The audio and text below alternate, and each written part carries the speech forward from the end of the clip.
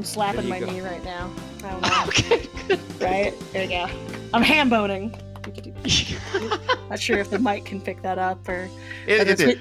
There should be more women in the ham boning scene. It's all just kind of a bunch of like old like dudes just on the stage just going at it. But like I don't know. I feel like there's. I don't have any idea what's happening right now. Oh, you don't know what ham boning is? Just imagine a guy with bib overalls slapping himself. That's what ham boning is. I don't know if I want to imagine that actually. I mean, I don't know. I mean, usually if you go to like a state fair or something, sometimes you will meet a ham boneman, just ham boning. Oh. Like he's in between like the pie eating contest and the election of the queen of whatever produce the parade's based off of. So, Rain, how about you do your thing? This is Bearly Furcasting, featuring Taebyn and Injured Nerves audio production. Hello and Mubark Fluff to every fur in the Potiverse. Welcome to Bearly Furcasting featuring Taebyn. I'm Rain Raccoon, your guest producer for this episode. I'm joined today by our guest host, the luminous and talented Lux Operon, and her co-host, the pup we love the most, Taebyn. Hey, what's up, everybody? My name is Lux. It rhymes with trucks, and also ducks, and also flux, and also... Okay, this rap fell apart. Beetleblux. Hi! Beeterbus? Beetleblux? I don't know. Beetleblocks? Yeah, kinda. I mean, sort of. That's my rap. I'm sticking to it. Word. All right. Down with the, I don't know.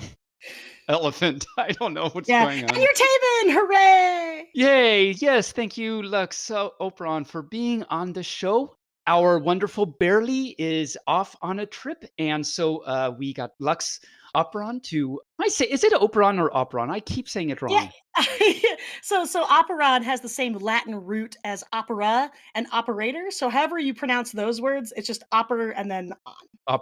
Upper than on. Okay, it's better than downer than off, I guess. But yeah, so Lux down or off. That makes me sound like I'd be like Scandinavian. Like, I am Lux down or off. Hello. Dooga. Doodle. Exactly. So yes, Lux was very nice. We reached out to Lux. She was on episode 27. She was our guest on episode 27.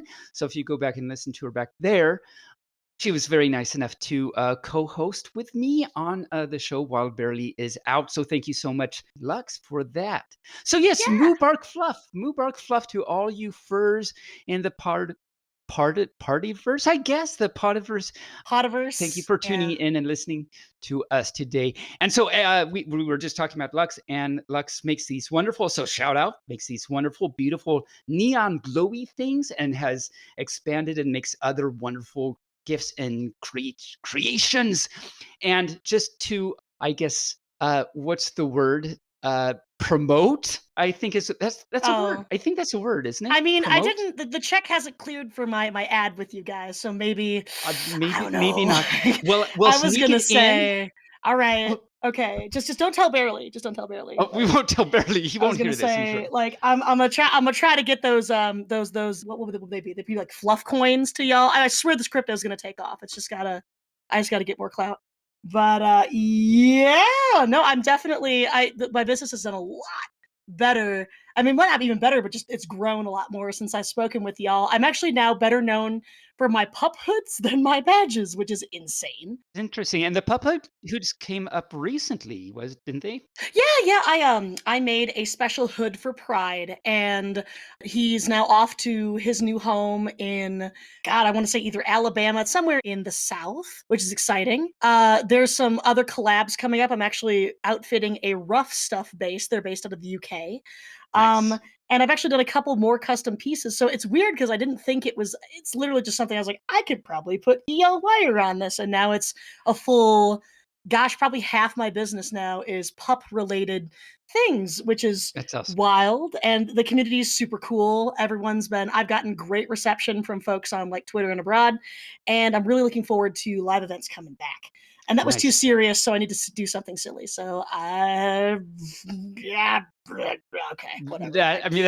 And so where can furs, if they want to check out your wonderful neon stuff and your wonderful pup hoods, do you have a website, or where should they go to find out about these things? Yeah, so I got a site, borntoglow.co, borntoglow.co is my home website where you can do retail purchases. I'm also super active on the Twitter and the Telegram. And unlike a lot of other furries, I actually really don't mind cold DMs. Like folks can just hit me up and I'm always down to chat. So Lux Operon, it's all one word with a 0 instead of an O at the end of it. And Nice. then on Telegram, just Clever. Lux_Operon. Hit me up anytime. Nice. Well, not too hard, but she is pretty I sturdy, mean, so you can hit a little bit, but gonna say you could just not knock too much. 3 times on the ceiling. I don't know how that song goes, but I that's love it. I love it. somewhere in there. Yeah. It's somewhere. So yeah, so Lux makes wonderful neon glowy things, pup hoods and Mm. stuff. And me, what do I make? Well, I just make furs cringe is really all I make. Taebyn, you are too humble. Taebyn, you release dopamine in my brain, which allows me to shoulder another gray, sad day without conventions and all that. Your love is my drug. So don't you Well, ever diminish you are the service so you're doing. nice. I am Of so course. glad we had Lux on. Barely. I don't know if you have a job anymore here, but anyway, I'm uh considering this an interview, so we're there you go. Wow, working that's a towards it. long interview. That's scary. And so you listened to some of our pup episodes to prepare for Mm. co-hosting. How far did you get? Yeah, I went about. I didn't want to like get too lost in the weeds because there's some stuff you do that's new now. There's some stuff you don't do. I listened to the last like 4 episodes back to back last night and today, so got a Wow. pretty good feeling about Nice. how the sausage is made, if you will. So Dun dun the dun. podcast sausage, right? I don't Because know you if that just said was supposed to sound ominous, but the delicious, tender, juicy well, podcast sausage sandwiched between 2 buns of entertainment, covered in condiments of guests, and this metaphor is falling apart, but that's okay. I just, so how I'm gonna move us along then. oh no, David's Um, driving the car. Okay, I go ahead, David. yeah. Well, I am in the car and my head's out the window because I like All the right, wind and fur and everything. cool. So, weekly challenge for furs. Any fur that has been listening recently knows that we have this new little tiny segment where we have a weekly challenge for furs. For example, one time we said just feed the meter for some random person or something, and that was nice. And this week's weekly challenge is to call your parents and wish them a happy, fluffy, furry day. And the challenge there is, do they know you're a fur? Would they know what you're talking about when you specifically say fluffy furry day? Anyway, there's the challenge for furs. And Lux, are you Yeah, going to participate in that challenge? of course. Well, actually, it's so funny. Today is my father's birthday. He is Ah, 62 years young today, nice. and as Congratulations, Mr. yeah, Dad. yeah. Well, if you're familiar with the deep lore of this podcast, then you'll recall that I somehow turned my dad into a furry. So I actually sent him Right. some hand paws for his birthday. And Nice. also, as far as calling your parents, you should also like call your grandparents because maybe your parents are on like the socials, maybe they're on the Twitter, their Facebook, but grandma and grandpa, maybe not. And if you have if you have them in your life still, and if you have a good relationship with them, I mean, I know that my grandparents, because I still have my paternal grandmother, like her day, the highlight of her day is when her grandkids call. So the easiest Nice. thing that y'all can do is pick up that phone and dial 1-800 call my grandma.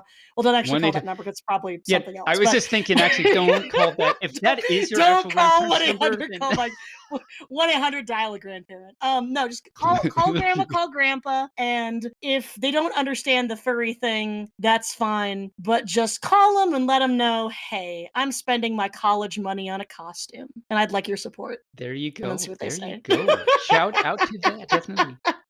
Absolutely. So, and that actually leads nicely into, so we have this segment, which you might have heard then recently, Lux, the last week today. So these are like follow-ups. So this is also telling any fur that doesn't know. Yeah. These are follow-ups from last week. And in my Mhm. case, it ends up being kind of last season today, but we'll get to that. So I say this relates to the challenge because last week's challenge to furs was to cook in a fursuit. And so Mhm. shout out to TikTok, not like the platform TikTok, but Mm. TikTok the fur from our BFFT chat Mhm. because he actually posted some pictures of him doing just that. So we actually had it for Awesome. it is. And it's kind of sad because we do these challenges and we always say, okay, furs, write in to us, join the chat and write in, or tweet, or, we have many platforms where you can write to us and tell us about how you did the challenge. And no fur ever does. I think maybe TikTok's the first fur to actually do it that we know of. So what was he cooking? I'm curious. What was he cooking? It was something on the stove in a bowl. I don't even know. Oh, really? Oh, that's good. Well, maybe, we can do a call to action on the end of Call Your Parents. And you know what you should do is you should come back to us, come back to the chat when you're done calling either your grandparents or your parents, and you let us know if you manage to break the whole I'm a furry, whatever. You should absolutely ask them, if you had a fursona, what would your species, and then come back to us and let us know if moms and dads are beagles, or if they're cows, or if they're chickens, or if they're whatever. Because my dad's a goat, and that was it's because he bought a Maskimo at Walmart. But it's the furry fan, right? Live the truth. So find out your parents' personas, report it back to us. We'll assimilate it into a table, and then we'll maybe contact the First Science people and be like, check out what the olds are. They're whatever. Check out what the olds are, There which leads us perfectly into Rain. Time to post the link. Yes, it is. And the link is going live now. 5 minutes first for fun. Who wants to hang out with the relatively famous Lux Operon and Taebyn and Rain? Maybe someone will come. I don't know. Oh, sorry, Rain. You're kind of the cilantro in the taco, but you're very important. Cilantro in the taco. Yeah. Cilantro. Oh no. Well, good thing I like cilantro. I was gonna say, cilantro gets a lot of gaff that it doesn't really deserve. I guess I don't know. Someone said it's like genetics, whether it tastes like soap or not. I'm like, I just think that it's culture. To be perfectly honest, I don't know. Well, if you don't like cilantro, just call it coriander. That's a there you go. Sneaky. Or Cilantro. Ooh, Lux. That doesn't actually really work, but there it is. That makes me sound like I'm a villain in a 1910s black and white movie, tying a chick to the railroad tracks and going, yeah, I am Cilantro, and then I am Cilantro. Yeah, maybe I'm tying Bearly to the train tracks, and then you swing in as the dashing hero, and then we fight with sabers or whatever, and then you're like, have at or something. ye. Yeah, rapscallion, and then you stab me with the saber, and then you free Bearly off the train tracks, and then I get hit by the train, and there's ragtime, dun, dun, dun. Yeah. I just had this vision of because stabbing you with a saber, so I have this big huge kitty that I'm stabbing you with because I'm stabbing you with a saber. Saber tooth, absolutely, yeah. Or actually, just taking the whole fursuiter, and he just comes up and it's like, meh, meh. Yeah, exactly. So theater of the mind here. I guess while we're waiting, I can continue with last week today. Go for it. Go for it. Go for it. Go for it. Is that like a little thing? So I don't know. There's something about it's not a possum, but it's a gopher. I'm going to stop because I was going to say gopher, also known as a woodchuck, because how much wood could a woodchuck if a woodchuck could chuck wood? Question for our times. How much lux would a lux if a lux rain could barely lux? That's a question. I was going to say I could probably write a thesis on that. Rain, you keeping up? Please do. I would love to see. You should get a flufferet degree instead of a doctorate. You could get a flufferet degree for that one. Anyway. I'm still working on my fluffsters, though. So yeah. God bless. Yeah. No. We apparently have a lot to say when we start talking about the Fluffter's dictionary. I can't even say it. But so last week during the Monty Python penguin bit that we did with Bearly, we meaning I did with Bearly, I asked, who is Dr. Brownowski? Yeah. And we didn't know. So it turns out that, and Lux, do you know who Dr. Brownowski is? See, I do, but I'm going to pretend that I don't. I don't, Taebyn. Tell me about Jacob Brownowski. Okay. Yes. I got that one. Well, I'm so glad you asked. I will tell you about Jacob. And apparently you did know something because I said doctor, but you said Jacob. But we want. So thank you for pretending not to know, just for my puppy's sake. Sure. Well, it turns out that Dr. Jacob Brownowski, who lived January 1908 to August 22nd, 1974, was a Polish-British mathematician and historian. He is best known for developing a humanistic approach to science. And also, he was the presenter and writer of the 13-part 1973 BBC television documentary series and accompanying book. Holy pup, this is a long sentence. The Ascent of Man, which the sentence is not over, which led to his regard as one of the most celebrated intellectuals, period. So that was a huge sentence. You did very well, Taebyn. Anyway. You did very well. Congrats. And did you have something to say about Jacob? Yeah, I'm looking over Mrs. his I'm looking over his Wikipedia right now, and my goodness, I mean, the man wrote Uno, dos, tres, cuatro, cinco, seis, siete, ocho, nueve. Okay, I can't count that high in Spanish. Something like 23, 24 books. That's a lot of writing. Yeah, this guy, he seems like he's one of them old-timey intellectuals that just had his fingers in a lot of pies. He was given he's apparently a real good chess player. He was given a half blue while at Cambridge, and I have no idea what that means. I don't know how you get half a color. Half blue. Yeah, weird. I'm not sure what that. So this pup does play chess and has played chess and knows actually a lot about the lingo and stuff. And I've never heard of an award of a half blue. So maybe it was a special Cambridge thing. Yeah. Okay. So blue is an award of sporting colours. It's the British spelling of colours with a U, earned by athletes Not at with some me, universities. but with you. Yeah. Again, for competition at the highest levels. So first of all, sporting colours. So apparently they think chess is a sport in England. Okay. And secondly, he only earned half of it. So I don't know. I don't know if he played half a game of So chess. maybe it's not as good. Yeah, I mean, maybe it Possibly. doesn't. It's as nice of a thing as we think. I don't know. was gonna Anyway, say. I don't know. so Go shout out ahead. to him If- for being if- a half of a thing. Yeah, if we're live, go ahead and dial 1-800, inform Taebyn and Lux, and let us know how you cut colors in half to win at chess in Great Britain. There We're you gonna go. Are we not live? We're not live. No, don't call that number. Just don't. I cannot be held liable for there's so many numbers in that phone number anyway. There are so many. Right. So that's last week today, and this is part of last week today too, but also more of a last season today because it's from last season. So I listened to after the episodes come out. I listened to them, of course, because I want to hear what amazing work Rain and Bearly has done on it. So shout out to Rain. Say hi, Rain. Hi, all. Don't forget Bixby. And Bixby. Oh, my fluff. Oh, my fluff. I'm so sorry, Bixby. I was gonna say. Sorry. Bixby, Bearly, and Bearly. Rain, and Rigda. And Rigda. Rigda. They're like little and- elves, right? You guys are like Santa's elves, if Taebyn's They Santa. pretty much are. You know? They are. And Donner and Blitzen. And Blitzen. Yeah. So anyway, I listened to the episodes after they come out to hear how wonderful of a job they did and everything. I'm really behind. I just finished, well, I'm almost done listening to episode 46. So that was a while ago, but and that's the episode where we had Misha B. Barkin on to talk.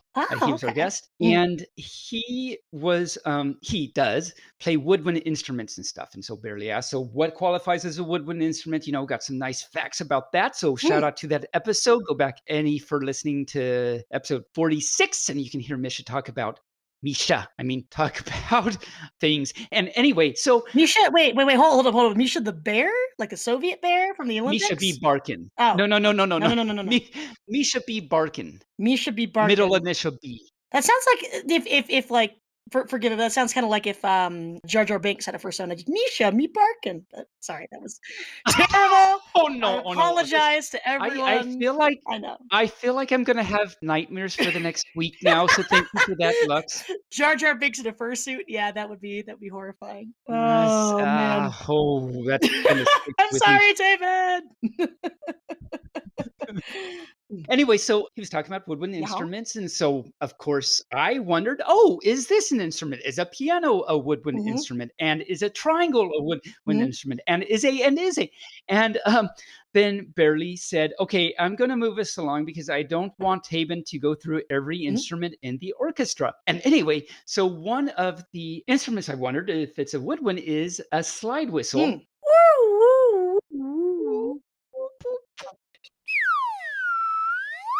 And it turns out that a slide whistle is not a theremin.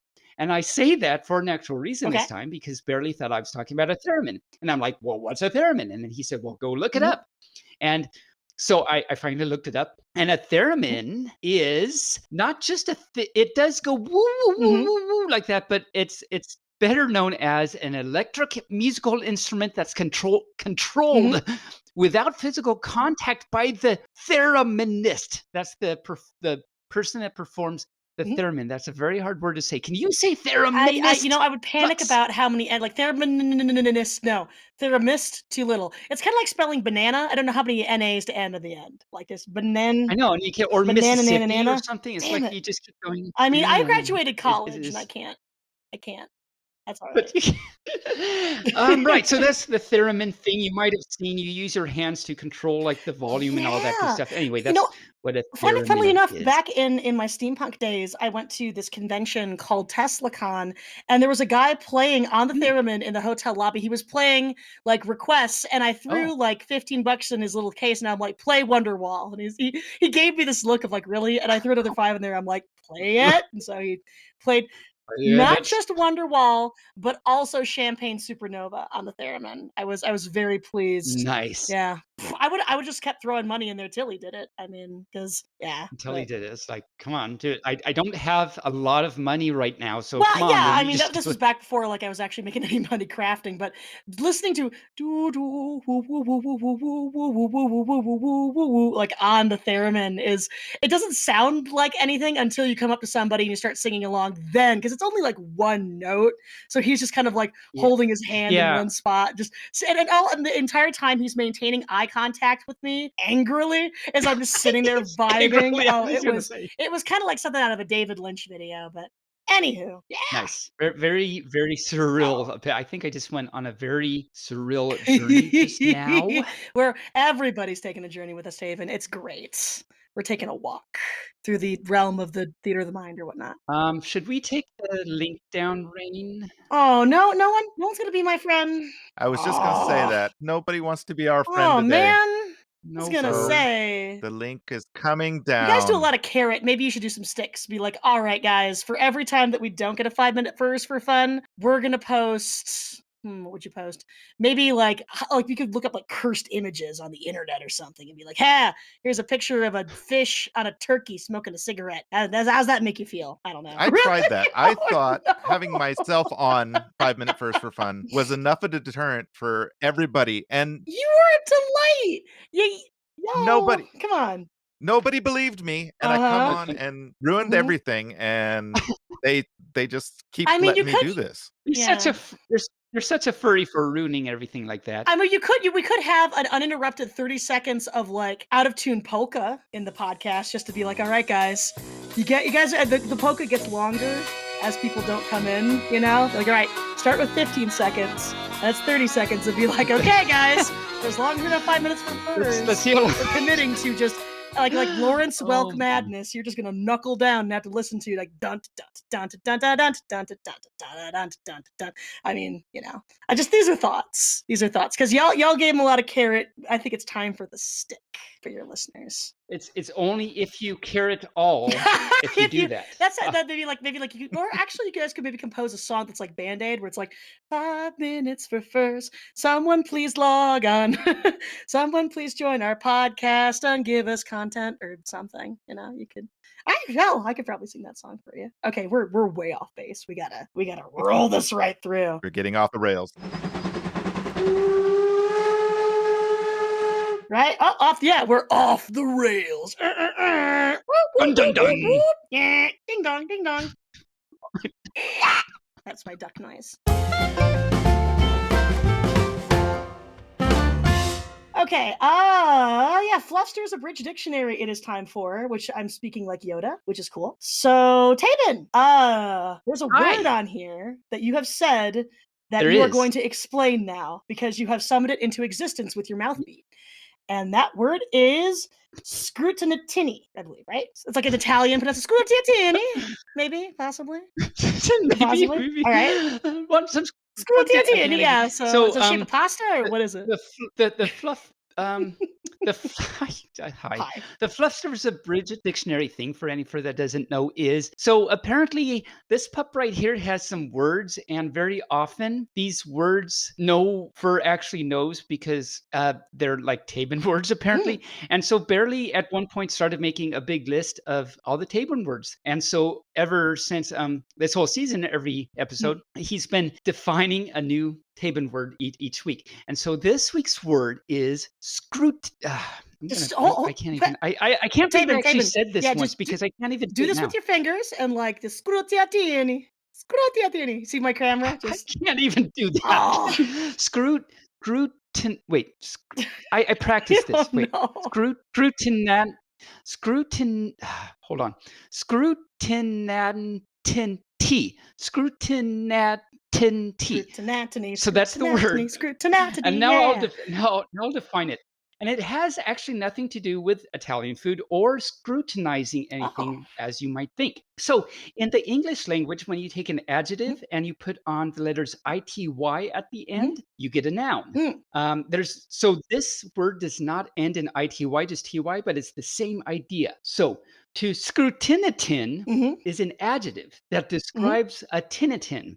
And you can look this up. A tinatin is a Georgian feminine name meaning sunbeam. Oh. So a scrutinatinty is a sunbeam that is lost in the forest. Oh, okay. Because your explanation was a lot easier, but it wasn't the truth. Because also, like the scrutinatinty, like it could also be like ask your doctor about scrutinatinty.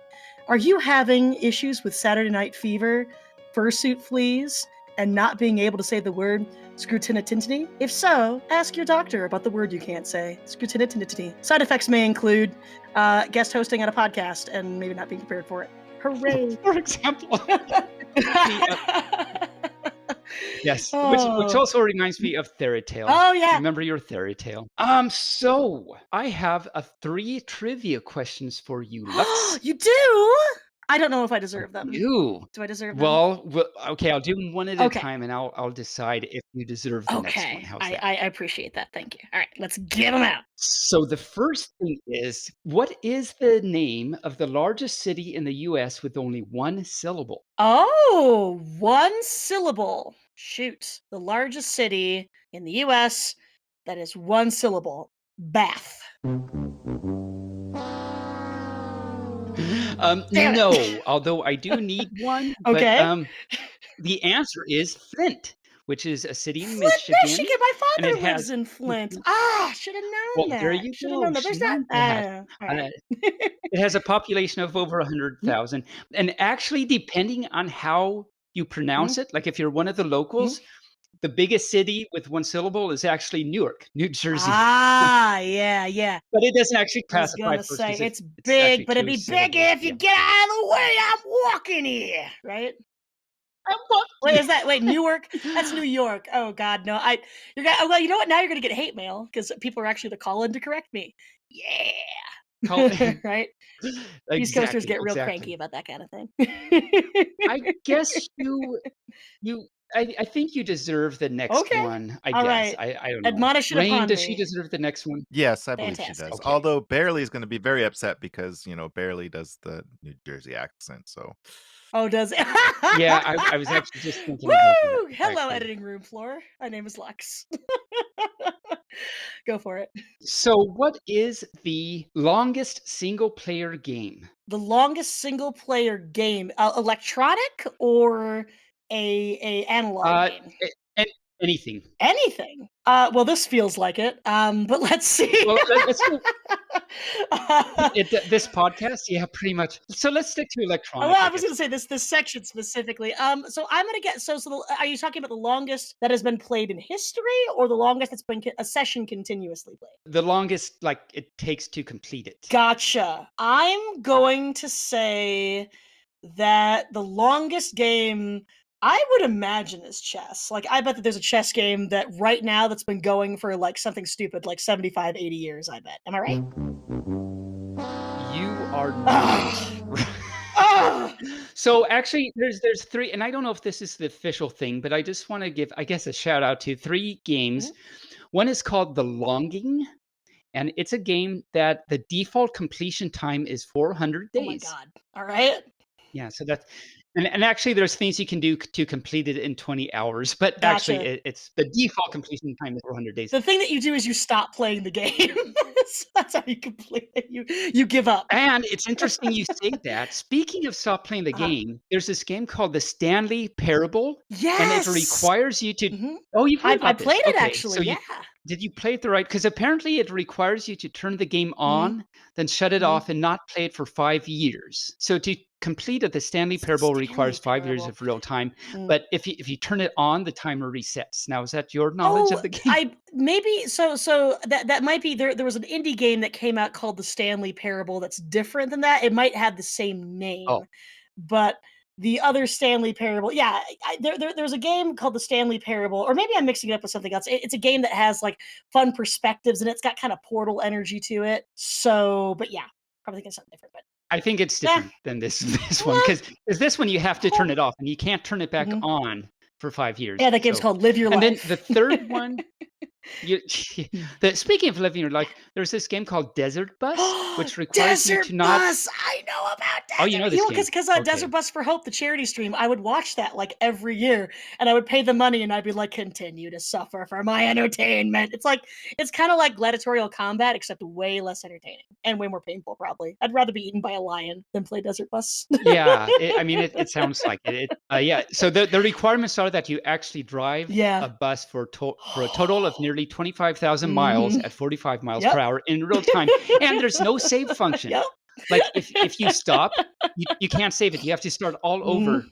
if if you stop the game. Mhm. So, it turns out that the rare few people who could actually complete Mhm. the game will have kept the game running somewhere between 1,000 and 3,000 Mm. hours and been actively driving it for a good portion of that Mm. time. So anyway, there's that. Mhm. So your third trivia question Yes. is, Mhm. I think you deserve it. Alright. So you know about like self-driving cars is a Mm. thing that they're trying to do and have been a little successful. And I've heard about these Mhm. like self-driving locomotion things, so like self-driving trains Yeah. and things like Mhm. that. So the question is, how does this happen? What's the main thing that does this? How does this happen that trains and cars can actually self-drive themselves? Okay. I'd like to take the physical challenge.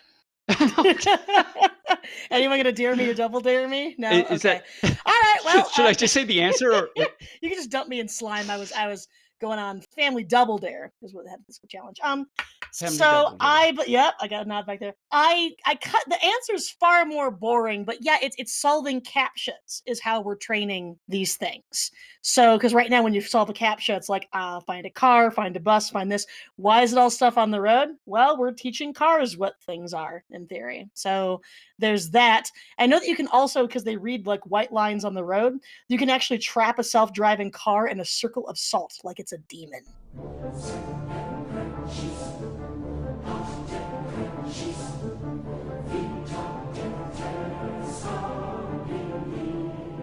It's really cool. Exactly, it is. But I'm gonna have to say that all that is not the correct answer.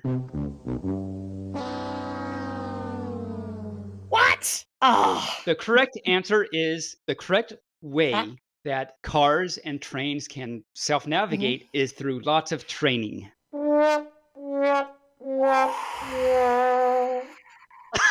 Letting that one wash over me like have courage, my soul. I gotta sing a spiritual here to lift. That was that. I mean, Taebyn, that dad joke had a whole bumper. That was a self-driving car of a dad joke that just mowed me over at a pedestrian crossing. So you need to train the AI of your dad joke a little better, I think, because I am now Just flattened on the pavement. I am a road waffle of a woman, so that's all right. Nice, nice, nice.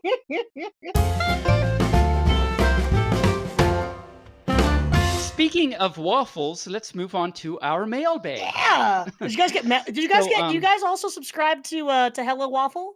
It's like Hello Fresh, except only waffles.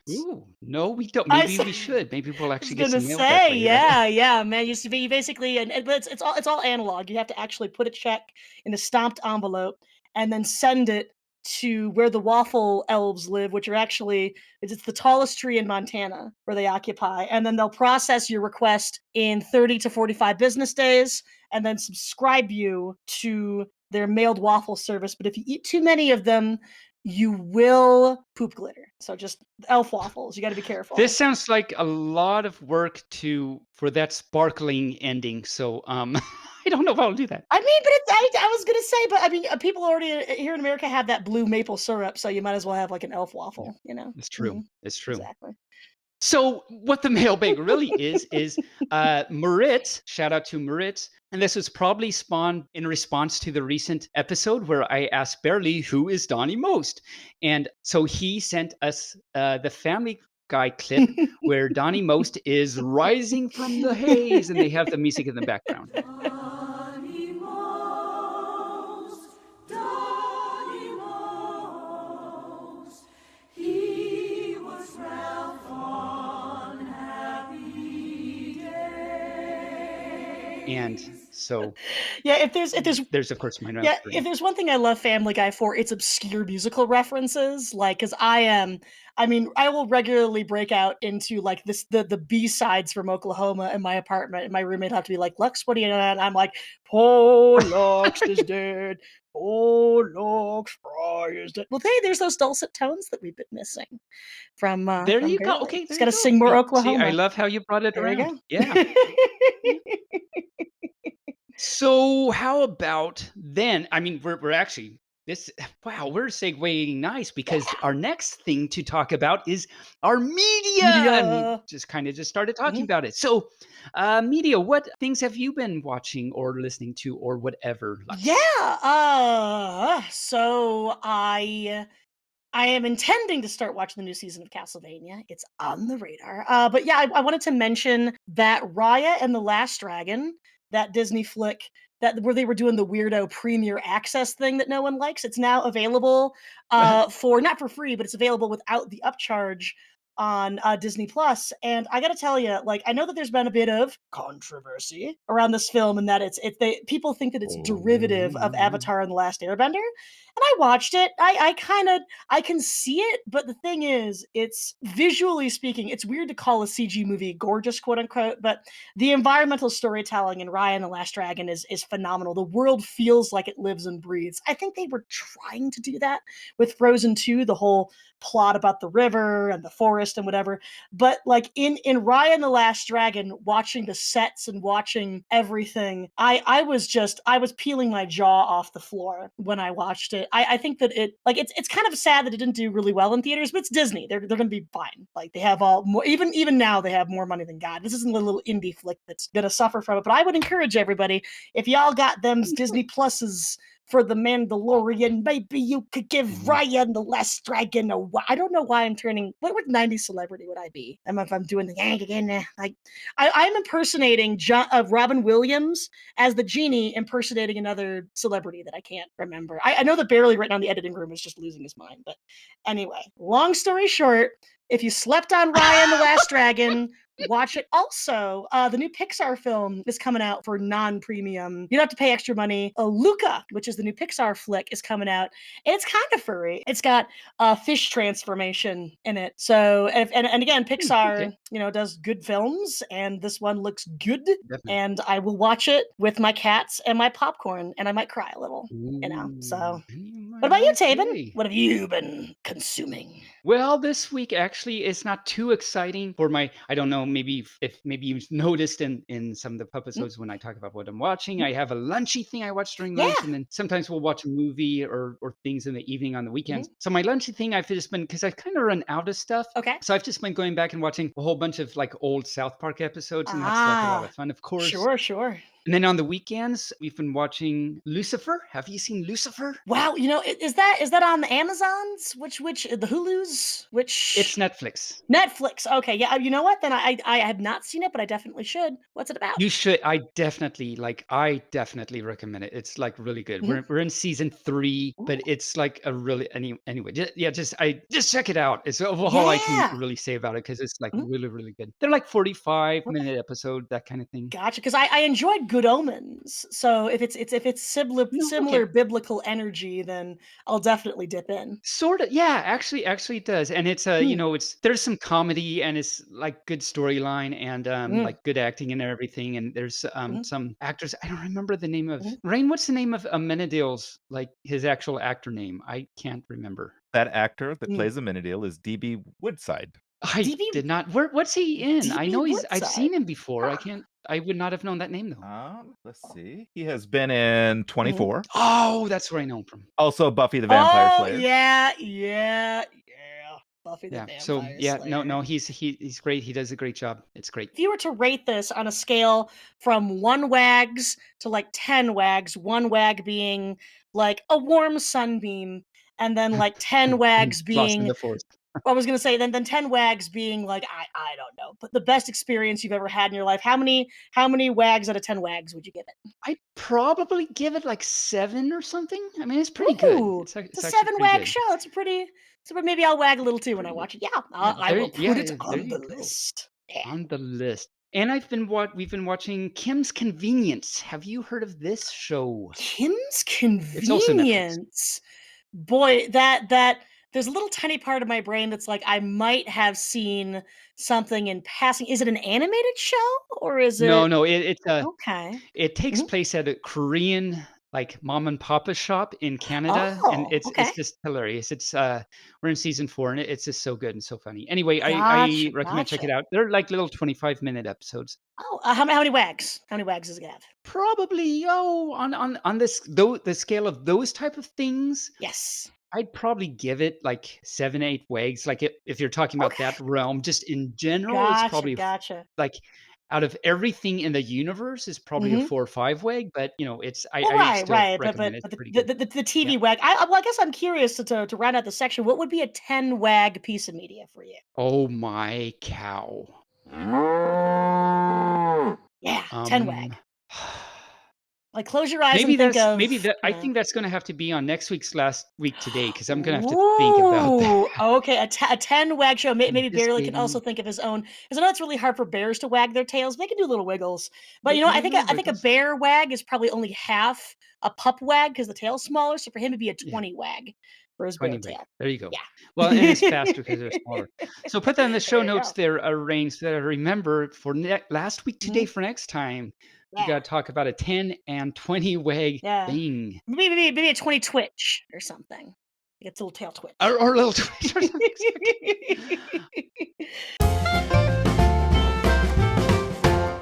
Okay. We should probably move to our guest.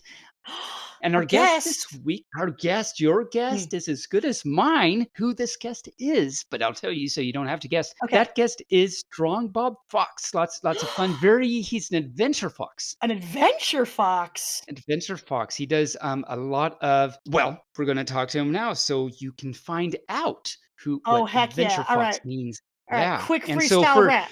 freestyle Give me, rate right there. give me, yeah, give me. So, Strong Let's Bob give it to Fox, you. not in a Strongbob box, Fox. eats bagels and lox. He probably looks at the clock to figure out what he's gonna do. He's gonna get interviewed. Give it over to you. Boop, boop, boop, boop, boop. Bop, bop. Yes, so strong bop, bop. And for any further that out there, me and Bearly did the interview with them pre-recorded, Mhm. so all of a sudden it will sound like Lux is turning into Bearly, and she's Oh not. no! There's Oh, not I'm some actually I am. transformation. Hold on. I just gotta Actually, drink this she is. transformation potion here, There you go. and then That, my voice is going to get but very deep and that's velvety. that's what Hi, Bearly sounds like. Taben. I'm back from my vacation, and Well, my good. name So is you're just in time yes. to talk to Strong Yes, Bob Fox with I'm me. about So to let's go do interview. that. Yes, let's go do that, Taben.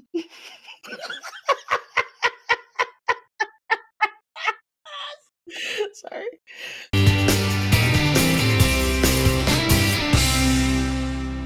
Hello. Oh, first of all, thank you, Lux, for that wonderful introduction. Joining us for the podcast interview today is Strong Bob Fox. And your interviewer of the night is. Hi, my name is Taebyn. I am a pup. How are you this evening, Strong Bob? Well, I'm doing great, Tabe, and it's great to be here talking to you guys. This is kind of a fun new thing that I'm learning how to do too. So this will be a good time. So, Mr. Strong Bob, how long have you been a furry and how long have you been in the fandom? Well, I think that's always the greatest question. I love asking other furries that question as well. I have considered myself a furry for about as long as I've known that they existed, which was, probably around that 2000-ish time frame when it started becoming somewhat visible on the internet. And, I was always kind of interested, like a lot of other furries, growing up with the Disney shows, Disney's Robin Hood, Secret of Nim kinds of things, all the classic furry fodder there. So I learned about the fandom in the 2000s on the internet and was kind of an observer from the outside. And like a lot of people that kind of knew the fandom, I was a little afraid of it. I kind of bought into a lot of the media hype. I didn't know what to think about it. I didn't know if I really wanted to associate with that or have people know that I was, hanging out with furries, because it was, the cringy thing. And it literally wasn't until 2017, after basically being a furry for probably 15 years, that I actually kind of became active in the fandom.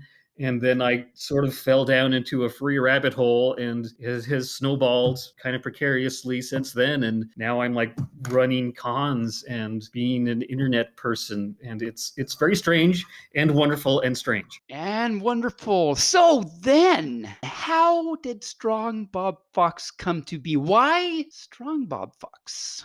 Why Strongbob Fox? So when I was trying to come up with the character of Strongbob, I knew that to be part of this, I had to actually have a character that was more than just me. Not that I'm terrible, but furries are just better. So I'm glad you clarified that. Okay. I knew that the Fox character was kind of cliche within the fandom. There's 10 bajillion million foxes out there. But I kind of had a deep connection with foxes, just in the sense that it was a character I always kind of enjoyed. I always really enjoyed the Robin Hood, Disney Robin Hood. And I couldn't think of another species that fit me and actually fit my personality better than that. So I said, even though the fox is a little cliche and it's maybe a little stereotyped, I'm just going to go with it. And we're not all terrible, so it's a thing. And are you very strong? Well, no. Well, I guess that's another very good question, because where did Strong Bob come from? And Strong Bob is actually just an internet name that I've been using for quite a long time. And Strong Bob is literally a combination of SpongeBob and Strong Bad from Homestar Runner. Took those two names, put them together. I was Strong Bob. It's supposed to actually be even slightly ironic, because I wouldn't consider myself weak. I'm not really a strong person either. But what I found over the years, it's actually kind of you can use it for interesting things, because you can say, "Oh, are you strong?" And I said, "Well, I'm strong-willed. Sometimes I'm strong-smelling." There's many ways you can be strong and not be strong. There are. And when you go swimming, you bob around, so it works. Yeah. Well, we can go with that. Okay. Strong Bob, if you haven't heard our podcast, it is riddled with puns and really bad jokes. So you're in for a ride. That's no, for sure. It's fantastic. No, I love you, Tabe, and I love your jokes. It's quite entertaining. Oh, that's so nice of you to say, because I don't know. But you know what I do know? That you are very active in the fandom. You've kind of actually already alluded to this. So tell us all about your activity in the fandom. Yes. Well, I suppose that is kind of a fun story as well. It's something that literally, if you would have told me that I would be this active within the furry fandom 5 years ago, I would have said, "You're insane. I would never do that." Especially like 20 years ago, since you spent 17 years hiding from everybody. There you go. I would have said, "No way. That's not something I would ever actually entertain doing." But I kind of started falling into it, and I think it's one of those. It's a story that I've heard a lot in the fandom, in that a lot of people don't know what to do, and then they get into it and they start understanding how it works and start enjoying it, and then you just start falling deeper and having a good time. And I think almost everything I've done within the fandom has been enjoyable and fun and entertaining, and so I haven't found any reason to stop doing things yet.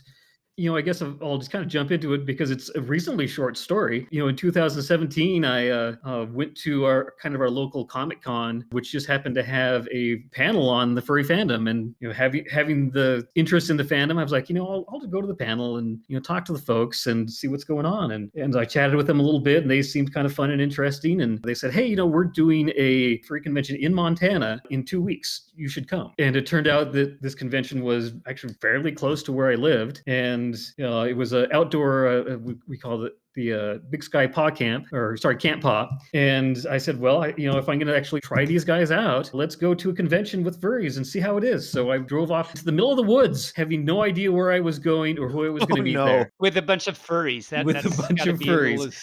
Scary. Nice. It was. There was actually a moment I almost stopped along the way. I was like, I don't know if I want to do this. Because I just had no idea.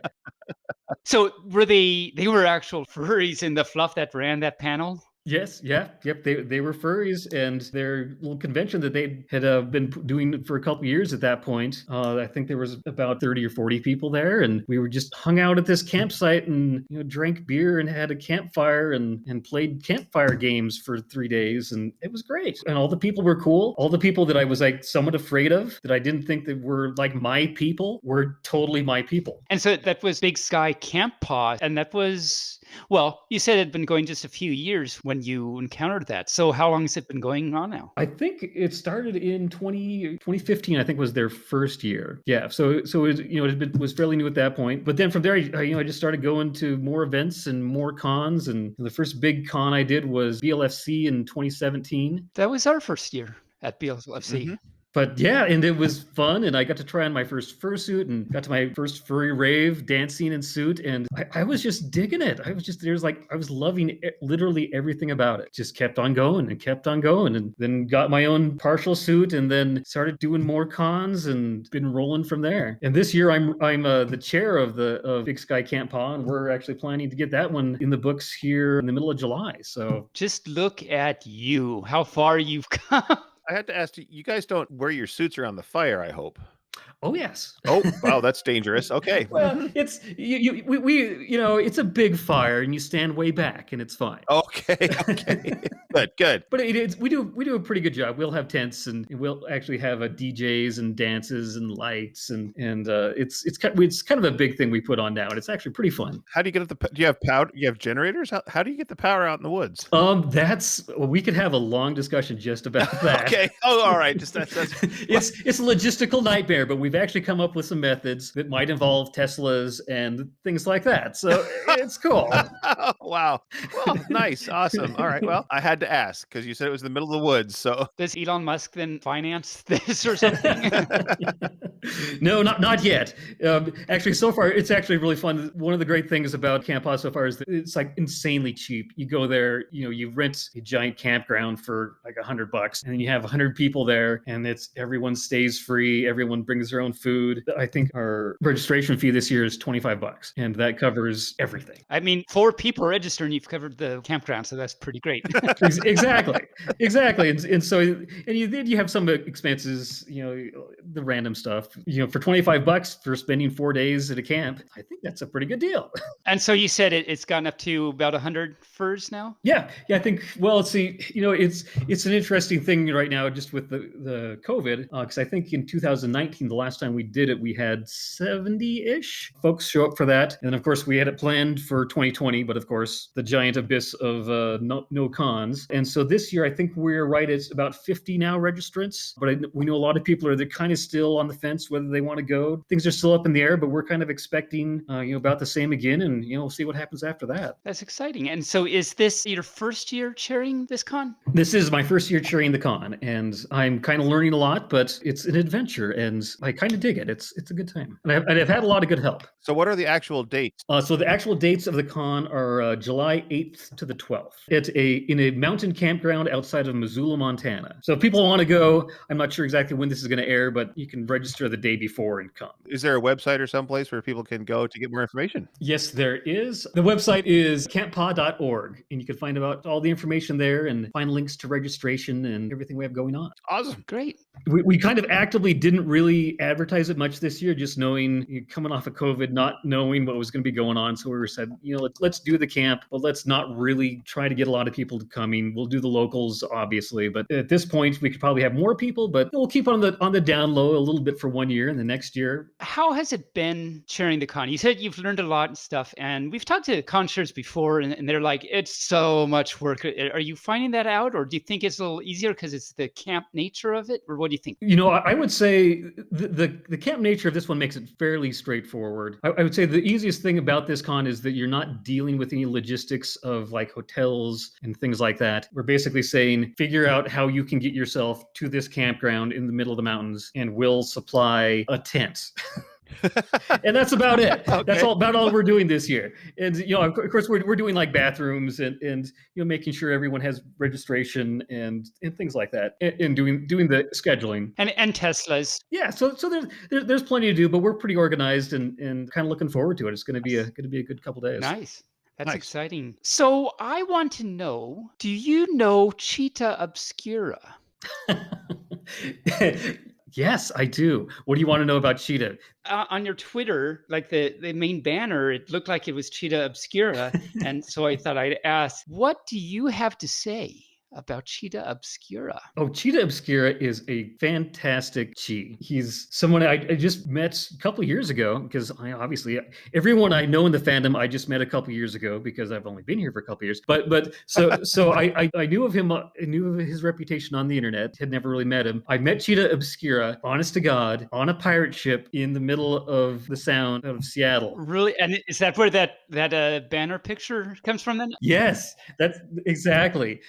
There was one of the local furs in Seattle, Albajorn, had rented a pirate ship, because that's something you can do. We know Albajorn. Yes. Yeah. Wow. Exactly. We've had her on the show. Yes. And she'd done that, and I'd actually roomed with her at I think it must have been BLFC, one of the ones, I can't remember. But so I went out on this pirate ship with some friends, and I think we had rented the whole ship and had like 40 furries on it. And if you guys haven't seen the pictures, they're just awesome. We had a beautiful afternoon sailing around on a pirate ship. That's when I ended up chatting with Obscura as we were sailing back in on the ship, and it turned out that Obscura, before he was Obscura, was going to school at the same school that I was going to for college, the same time I was there, and we had no idea That's crazy. Wow. the other person was there, but it just happened to be we were at the same school at the same time.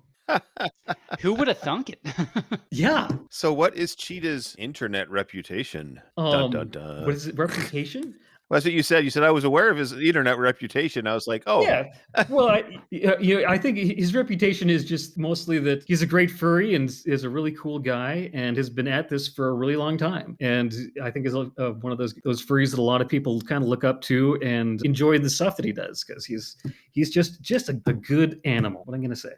well, that's good. Speaking of amazing furs by the name of Strongbob, did you know you're one of them? No, I'm just a dumb fox. Come on. Well, but you're an amazing dumb fox, I guess, that does adventure things. So you are an adventure fox. Could you tell us all about that? Yes, I am Strongbob, the ludicrous adventure fox. I just thought that would be a good moniker and somewhat appropriate. So when I was coming up with Strongbob's character, I said, I want him to be kind of the better version of me, as a lot of furries do, and I always was into outdoor stuff. Growing up in Montana, we just spent a lot of time outside, and we did a lot of skiing and a lot of time out on the water on boats and hiking and climbing and mountaineering and stuff like that. And when I was discovering Strongbob, I was like, I want to take those characteristics and the things that I learned being an outdoors person and doing those adventures, and I want to directly make my character be that guy that does those things and is kind of an inspiration to other people to kind of do their own explorations and try to go on adventures and try to try difficult things and try scary things and try to enjoy life that way through exciting adventures and doing questionably dangerous things. So what nobly dangerous things, I can't even say it, have you done and do you do? Well, are you talking about the person underneath the suit or the person or the suit person? Is that how you would say that? Because there's a bit of a difference. I guess whichever you want. Well, sure. So, obviously, I do a lot of the same things in suit that I do out of suit. But I really wanted to, as a fursuiter, I wanted to kind of show the things that you can accomplish in a fursuit. And I think one of the first things I ever did with it outdoors was to try to go skiing with it. And that was an adventure in itself because skiing in a fursuit is really hard. What? No, what? Okay. Really? No. Really, No. truly. It would seem to be a simple thing, right? It's just a thing. I mean, honestly, it's were it not for the fact that you're almost completely blind, it would be fine. Yeah. So I did some skiing and then going out on boats, doing stuff like that. Hiking, that's not too tricky. I went paddleboarding with the suit on, with the life jacket. I do try to keep some modicum of safety. Some climbing stuff. But I think the biggest adventure that I've done so far, well, maybe not so far, but the biggest one that really inspired me to do more stuff was a day we were doing some videography skiing in the fursuit, and we had picked this whole day out to do this because it's something I'd never ever seen anywhere on the internet ever. And what we did is we went to our local ski area and then hiked in with all of our ski gear and fursuit gear, and then hiked out of bounds from the ski area and spent the day doing these powder ski runs and filming it all. And we made it into a YouTube video. It's on there if you track down my Strongbob YouTube account. And there's a kind of a fantastic video that I made of me skiing powder in a fursuit. And it was great. We had a great day. I vowed I would never do it again because it was great, but I was scared out of my mind the entire time because I could see nothing. I have seen this video, yes. So every fur out there, go check this out. It's pretty. I would be scared. I mean, but I get scared like by my tail, so it's not surprising that I would be scared by it. But yes, that's pretty amazing and wonderful. So do you have to have a special reinforced suit or something to do all this? Yeah, well, and so that's kind of what led me on to my next adventure. Oh, okay. Which I decided that as much fun as I had doing that, which is great. It's always great to see fursuiters going out and trying different things. It is not safe. The fursuit head is not a helmet. Your visibility is terrible. Your hearing is not good. It's not really that comfortable. It's just not something you really want to do. So I was like, I want to keep doing this, but I want to figure out a way to make it something that I can actually do adventures in and not feel like I'm going to die. Can I just say, I love how you just said, this is really something that you don't want to do. And so I thought, this is something that I want to continue doing. And so that was great. Yes. Well, I'm a problem solver. I'm an engineer at heart. And I said, I can engineer my way out of this problem. So when I started thinking about it, and I said, what I need is I need a fursuit head that is not just a fursuit head, that is actually a helmet, and is a fursuit head that looks like a fursuit head, functions like a fursuit head, has all the fursuit head features, but is literally built on a hard plastic helmet with a hard plastic shell. And instead of having fursuit eyes, which are notoriously difficult to see out of, this is going to have goggles that you wear underneath the helmet, but are situated in such a way that they don't really look like goggles, that they look like sunglasses. And so it's kind of integrated into the helmet that way. And so I started putting this thing together, and I worked with my good friend Rex Colley and did some 3D modeling on it so we could 3D print some of the parts for the features, and came up with this design for this fursuit head that had a regular muzzle, was attached by a strap, then also had a moving jaw and teeth and all of everything. And then I put it all together and furred it out and trimmed it up, and now have this kind of fantastic helmet, which is a helmet in every sense of the term, but is a fursuit head. So now I can actually go out and do these things, do skiing with, disregarding any safety issues, and do skiing and biking and whatever I want to do, and not feel like I'm restricted in doing something that's, excessively dangerous. So that's my current adventure. And I kind of finished that project, I guess, in the middle of this winter, and I'm kind of seeing how far I can take it. But it's, so far it's been a lot of fun. It's been great being able to go out there with a full fursuit and just like go tear it up and not really care. And where can we find like your YouTube and all these wonderful videos and the Twitter and all your social media and everything? Sure. If you're trying to find me on Twitter, or I'm probably most active on TikTok, which maybe not the greatest platform in the world, but it's where I do a lot of my stuff. But I'm basically Strongbob or Strongbob Fox on pretty much everything out there: Twitter, TikTok, Instagram, YouTube, wherever you're looking for. Look for me under that name, and you'll probably find me. Nice. Yes, and there are some pretty scary and awesome videos that you've got out there. So that's amazing. Yeah. Well, I'm trying to inspire people to try some different things out there that maybe they wouldn't like to try. And just seeing this random guy in a fox costume do these things, maybe it's going to make someone go out there and try something. I would, as a little bit of a caveat there, I would say don't try a lot of that stuff at home in a regular fursuit. It is literally not safe. If you have the proper safety gear, go out and try some of these adventures. It's we only live once. We have to kind of enjoy it if we can. There you go. Nice, nice. And you're a fursuit maker. Is that right? Am I lying when I say that?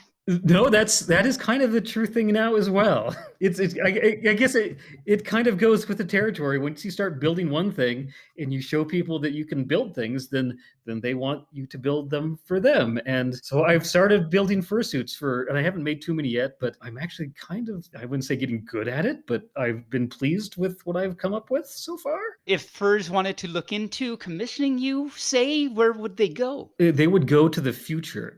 Oh, okay.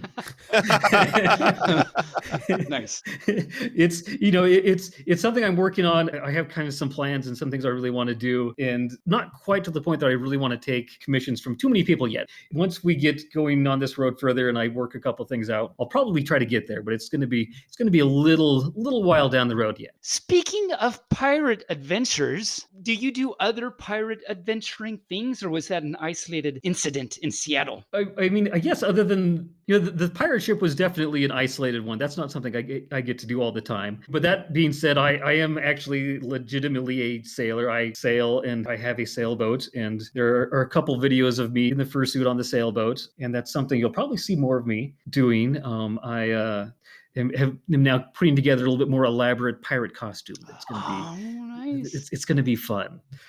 That's something we'll be excited to look forward to, I imagine. Yes, it might have gotten me banned on TikTok for a while, but it's a pretty good outfit. I saw that post. How did it get you banned on TikTok? So this is a true story. This absolutely did happen. So I've been doing live streams on TikTok. It's just something I kind of enjoy doing. You get a little varying audience there. Sometimes it's just a couple people, and sometimes it blows up a little bit and you get a bajillion people on, and half of them hate furries, and you just deal with that. So I was doing a live stream last week, and I had just picked up a couple of these pieces of this pirate costume. So I was on there and I had my pirate waistcoat on and my pirate puffy shirt on, and I'm kind of talking like a pirate and doing the pirate thing, and the stream starting to blow up a little bit and starting to get a bunch of hated comments, because that's just TikTok is kind of awful that way, but it's how it goes. But I'm kind of working with it the best I can, and my mods are trying to keep up, but they just can't. And all of a sudden the whole stream just shuts off, and I'm like, what has just happened? And so I started looking through my notifications, and there's a notification on there that we regret to inform you that your stream was cut off for flagrant pornography. What? Yes. So apparently the haters had got on there and decided to mass report me wearing a pirate costume in a fursuit, and got me a temporary TikTok ban. Oh no. Wow. Flagrant pornography. Yes, it being a fox in a pirate costume, apparently I was too hot for TikTok. Oh, wow. That should be the name of your first book. Too hot for TikTok. But it's fine. In some ways, I feel it's kind of almost like a rite of passage. At some point, you get to the point where people are going to create enough of a stink about what you're doing that they're going to get you banned from something. Clearly, you should have had the pirate pants on, because that was why it was flagrantly pornography, because you're a pantsless fox on TikTok. I mean, you're not wrong. And by that definition, all of Porky Pigs and Donald Duck and all those should be banned for flagrant pornography because they only wear shirts. That's absolutely right. What you gonna do with this crazy world in which we live? Mm-hmm. You know, that's kind of my feeling, Taebyn. It's you're not going to be able to stop it. You might as well do what you can do and don't let it get you down. Keep on going. Embrace the pantslessness. I know that Renegade Rue would be all for this because he pretty much is against pants. Speaking of, where am I going with this? Speaking of pantslessness, what cons would you typically go to? Because pantslessness easily segues into cons, of course. Beautiful. Oh, that's a beautiful transition there, Taebyn. I appreciate that a lot. I'm glad. But anyway, to answer your actual question, not that I'm always pantsless there, but I do go to cons. I haven't been to a whole lot of cons yet. The biggest ones I've been doing so far have been BLFC. I've done the MFF now twice. Enter Northwest out in Seattle. A couple of the other small ones. Oh, really? So I've been to all the A&W so far. So how have I not hugged you yet? Maybe you have. It's very possible that I have. The world, the fluff may never know. It's true. It's totally true. Once you're under the fluff, you never know who's there. But yeah, and I'm kind of hoping to, it sounds like those three at least are kind of still on the docket for this year. So we'll see how that all goes. But hopefully you'll see me at those this year. And then after that, I want to get to some more of the bigger East Coast cons. I haven't done any of the East Coast cons yet. And Denver and Furry Fiesta. And yeah, I kind of want to do them all. I've had a lot of fun at pretty much every single one of these conventions that I've gone to. So I would like to try them all. I highly recommend Texas Furry Fiesta. They actually are going to have a new hotel. I found out recently this next year because they needed a bigger thing. Anyway, but TFF is really great. Our plan is BLFC and A&W this year. We can't not go to these cons because we have a podcast to do it at each and every one of them, don't you know? I don't know why I'm stuck on this BLFC 2017 thing that we were. What is even wrong with me? What's that we and 5,000 other furs were at, and we didn't run into him? How surprising. It's just craziness. I can't believe it. Yeah, well, I mean, but to be fair, I only had a fursuit in 2018. So in 2017, I would have just been kind of more of a rando, which is fine. I mean, I tell people, most people don't have fursuits. It's just that you get less hugs when you don't have a fursuit. Yeah, that's true. I can attest to that. And the only reason people know me is because I'm usually next to Taebyn, and that's the only reason. Sit. Did you say sit or that's it? I said sit, Taebyn, sit. See, yeah, I was going to say because that actually does happen quite often.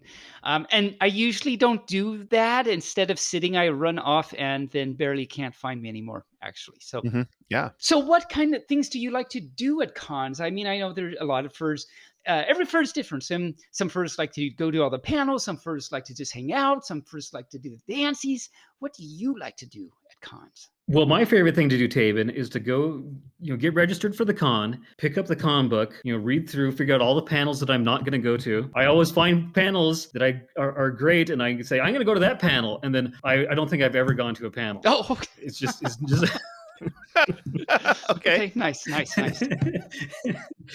Because I think that's the challenge with the con. It's like you go there and you go there with these plans, and then all of a sudden con happens, and it's just like this animals within this greater animal, which is the con. And all of a sudden you just find yourself at some random spot doing some random thing. And you're going to a dance, or you're going to some weird show, or you're going out with some friends, or you're going across the street to a bar to get spanked by a German woman.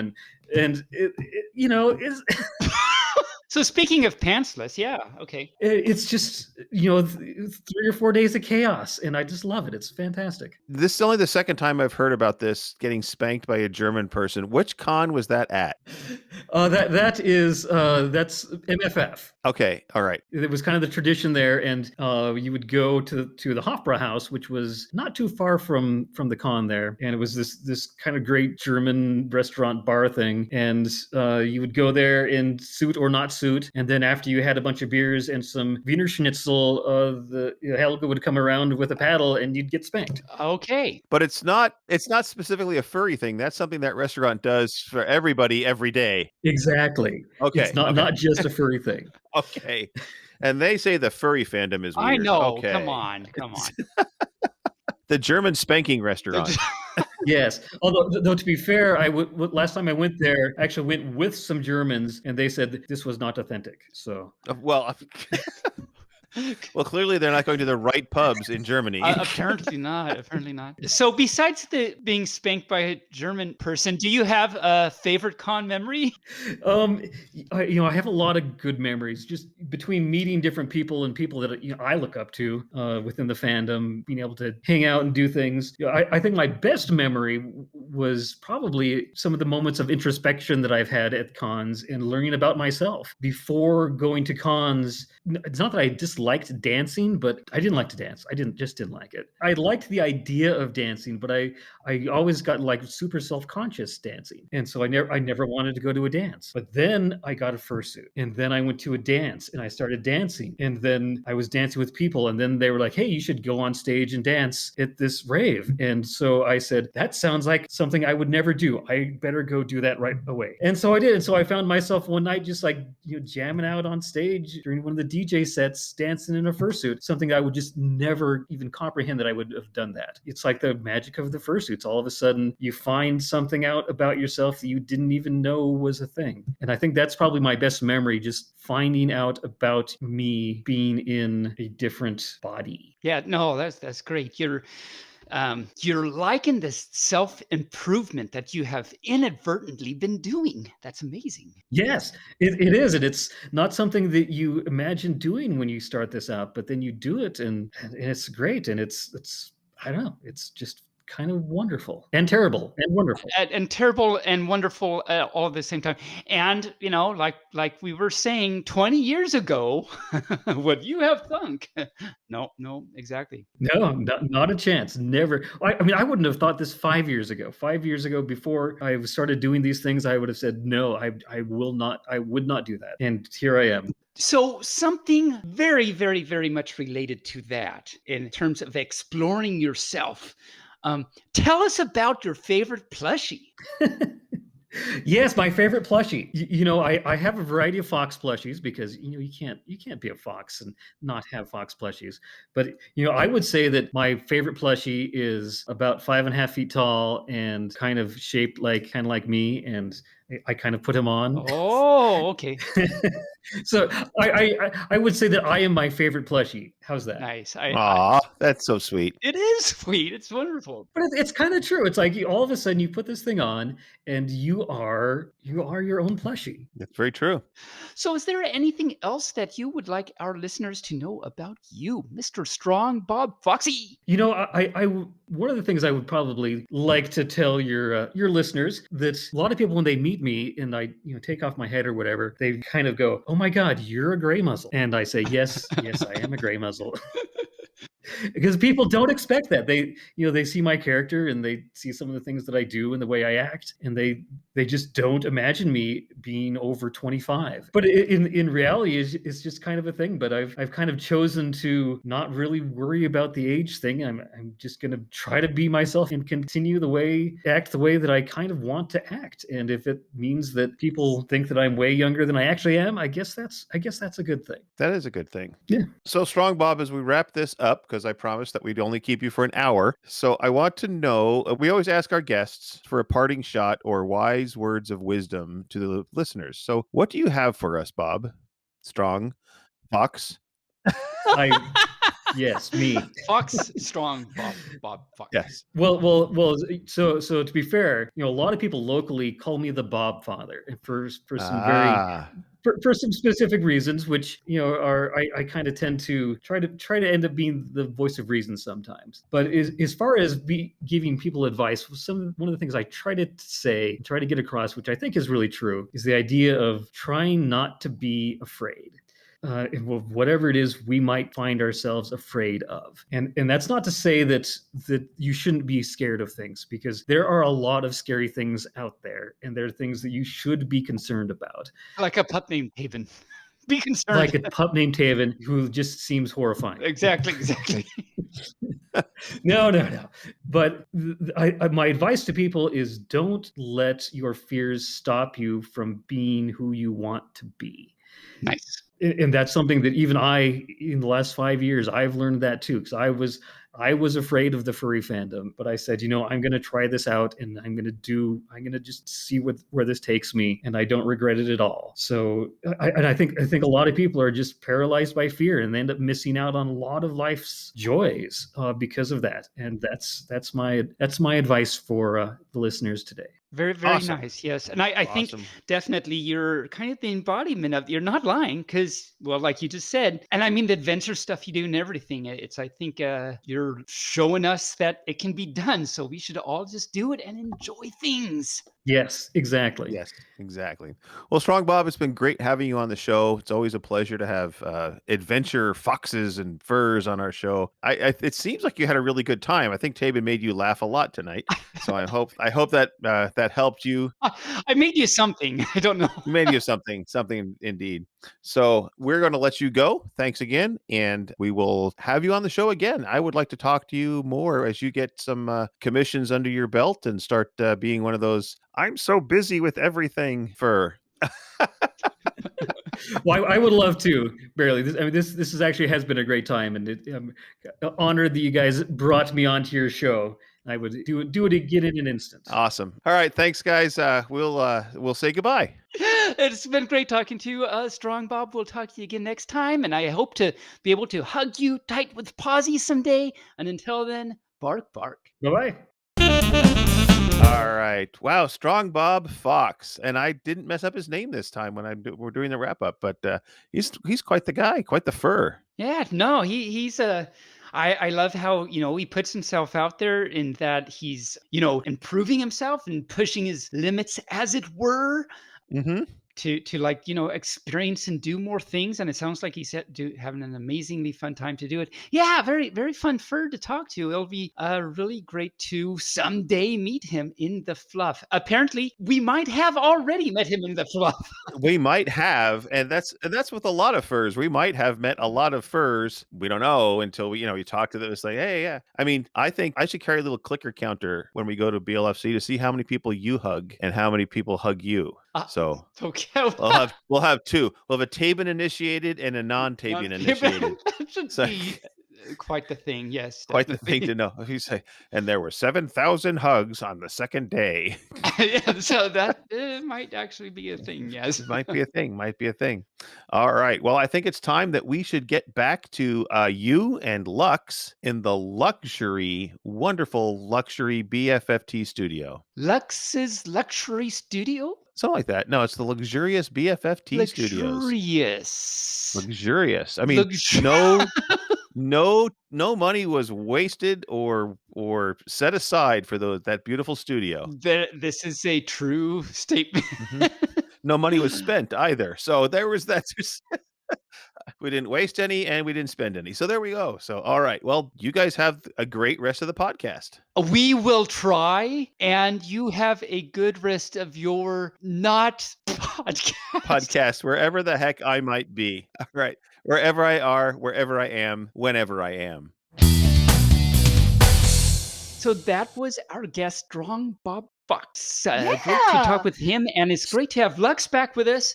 She transformed from Bearly back into Lux. Well, actually, I'm still. Hold on. Let me drink this reverse. But hey, I'm hey, back. good to see you again, Lux. So Great. Yeah. very, very good, very good. Awesome. Hope you had a good time away. I still have a and now you're beard. back. How do I get rid of the beard? Hold on, How I do gotta you- go shave. That's gonna get your shaver. right. That's not gonna. There we go. do Little too hairy for my delicate femininity. So sorry, Barely. I don't know if we're sharing the same body or what continuity that we're on, but you're not gonna have a beard next time you record. Hashtag apologies. Hashtag blessed. Okay, let's keep going. David. Hi. Sorry, my tail did that thing where it turns off. I don't know. I'm not even David's gonna. just quit the podcast. He's like, I'm done. Bye. We're good. Bye. Goodbye. So there's this Oh. thing that I do. Mhm. You might have heard this. So first, Rain, Yes. what segment of the show are we at now? Oh my gosh. So we're at the furries in the news section. Yes. And so Lux, Mhm. I do this thing Mhm. because I'm a little bit of a cray pup. Do you know this thing I do? Well, you sing the intro to Furries in the News, I don't you? sing it? That's a Mhm. very nice way to say it. Well, you caterwaul it maybe, possibly. I puppy wallet. Papa wallet. Yeah, there we go. I, There I we go. pup, and that's where I put all my money in my puppa wallet. Oh, gotcha. I keep mine in a shoebox under my bed. So yeah, so how about then I go and now it's time for Furries in the News. I'll summon my barely voice, and then you can hop on in with your Furries in the News aria. How about? And now it's time for Furries in the News.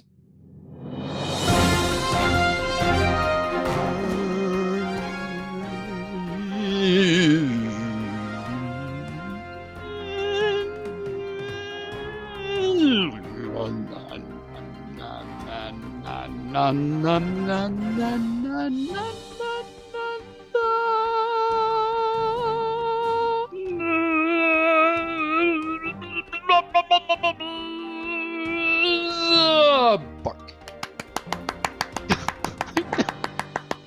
Encore. No, just kidding. Oh, great pup.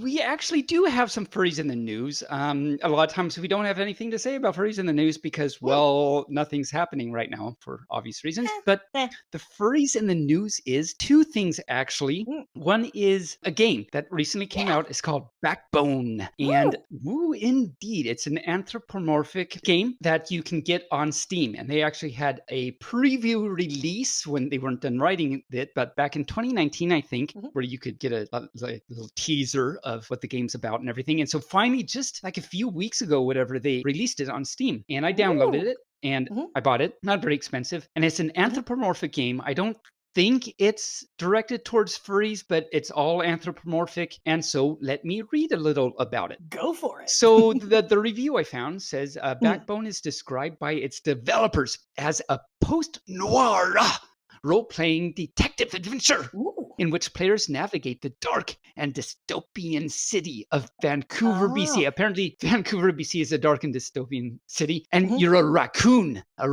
private investigator named Howard Lotar. What starts out as a standard cheating husband, quote unquote, case turns into something infinitely darker and puts Howard in direct conflict with the city's oppressive system.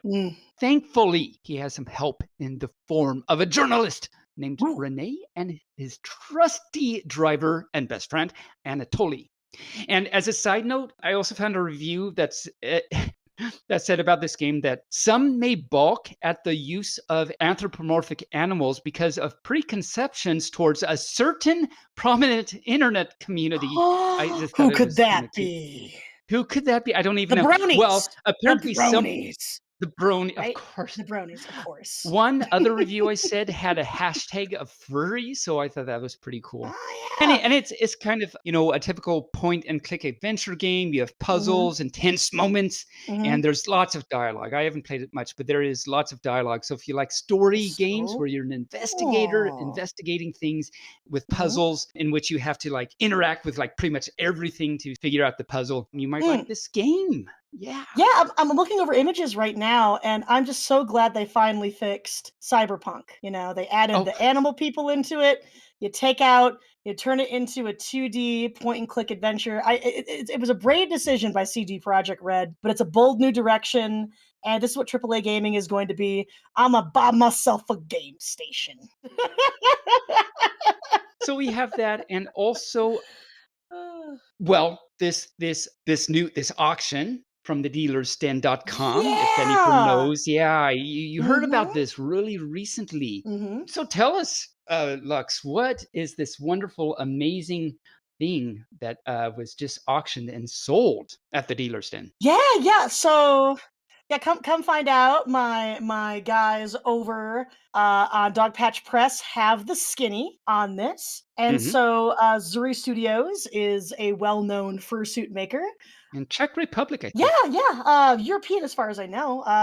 They've been in the game for a while, and so yeah, there was an auction, a slot for this maker, and the previous record was for Mixed Candy, which was a record-breaking $17,017 auction price in July of 2018 was when that was hit, and then come find out this this auction kind of the last minute absolutely went ham on this website, and the bidding right before close went to $50,000.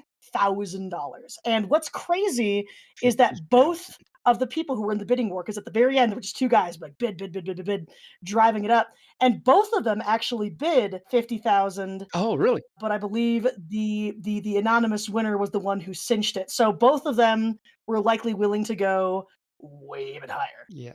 And what's interesting about this is that, of course, it brings up the discourse. So you've got folks hopping on, for the most part, from other makers. There's a lot of congratulations and all that in store, and it's got the energy of pushing against, because there are a subset of this fandom that take issue with what they view to be luxury consumption of furry goods and all that. They're a very noisy minority, but for the most part, folks are coming out and congratulating this person. The interesting portion of this is that it's been confirmed that this has been paid for in full by an anonymous person. There's no ref sheets or word on what the species or whatever the critter is going to be, but I'll be keeping my eyes on Dog Patch Press to follow it. And so now the question becomes, okay, well, this record set, like, how high is it going to go for a fursuit slot from these well-known makers? Like, what would it be worth? And I'll stress too that paying